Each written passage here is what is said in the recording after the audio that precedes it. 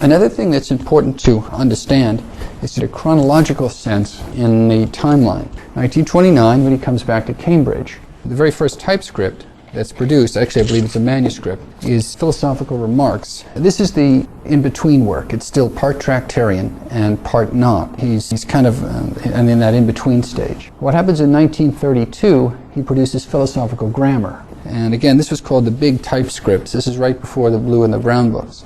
He starts working on this in 1930. When I say to you, New Wittgenstein starts in 1930, we start to see things in Philosophical Grammar that is not like the Tractatus in very important ways. That's what we'll call it. This is an early version of the new stuff. We get to 1934, and he's going to produce something called the Blue and the Brown books. Actually, there's another book out, and it's being worked on. I think there was, I don't know if there was a pink book or something like that. I think that's on its way out. The Blue and the Brown books are kind of interesting. These were made for his students. He thinks that these are like textbooks, which is funny. The point here is this was meant as a sort of clinical book to show the new thinking.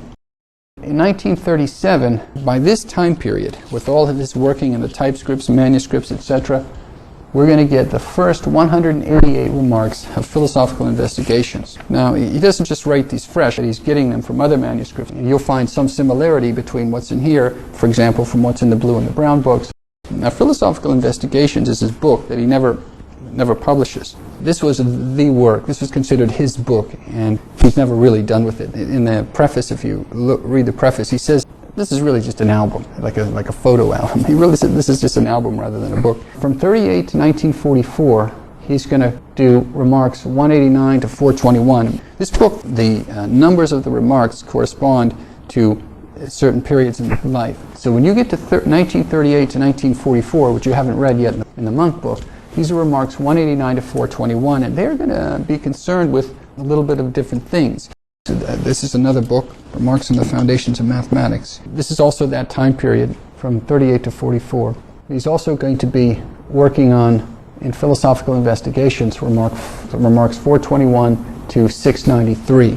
The remarks are going to be taken from manuscripts that date all throughout. And I think this is where he's doing what he called philosophy of psychology. So much so that there's all kinds of books on that. Last Writings in Philosophy of Psychology. There's several editions here on this one. Remarks, Philosophy of Psychology, Volume 1. There's several of them. I think there's 4. Then there's this book here, Zettel. Zettel is the stuff that he threw away. In other words, he's working on his book, and he's throwing away, I don't want this set of remarks, I don't want this set of remarks. And the literary executors basically find all these remarks clipped and set aside. And the question is whether they were being set aside because he didn't want them, or he was going to publish them separately. But the bottom line is, this helps explain Philosophical Investigations. What's probably happening is, as he's working toward his book, he set these remarks aside as not being the ones that were going to go in the book. Sort of cast aside remarks which help us understand the investigations. And there's some very good stuff in there.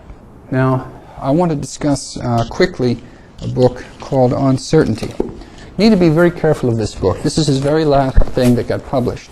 This book, On Certainty, was taken directly from his notebooks. The remarks here haven't been tortured, haven't gone through the manuscript typescript process. Also, a large portion of this book was written when he himself thought that the lights were dimming, that he did not have the same intellectual power.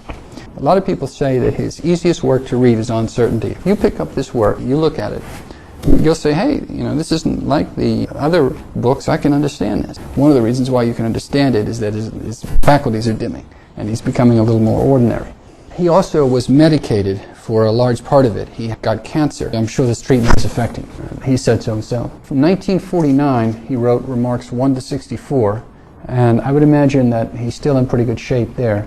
By 1950, he writes Remarks 65 to 299. In the last 3 months and 3 weeks of his life, from March to April of 1951, he writes the vast majority of the book, over half of the book. So over half of this book is basically, if you want to say it this way, written on his deathbed. So the remarks are not tortured, and he's medicated, by his own admission, in decline. And again, I'm stressing this probably too much, because I really like this book. All I'm trying to say is, if you ever really want to get into Wittgenstein and understand him, and you've got to be a little careful with what you run with. A lot of people, there's a lot of mistakes with Wittgenstein. They don't understand that Tractarian Wittgenstein is different from later Wittgenstein, or they don't understand that they're in an intermediate period, or sometimes they don't understand that they're reading straight from notebooks rather than manuscripts. and they don't understand with uncertainty the situation that he was writing under. See more of Dr. Wilson's lectures here. Go to seanwilson.us.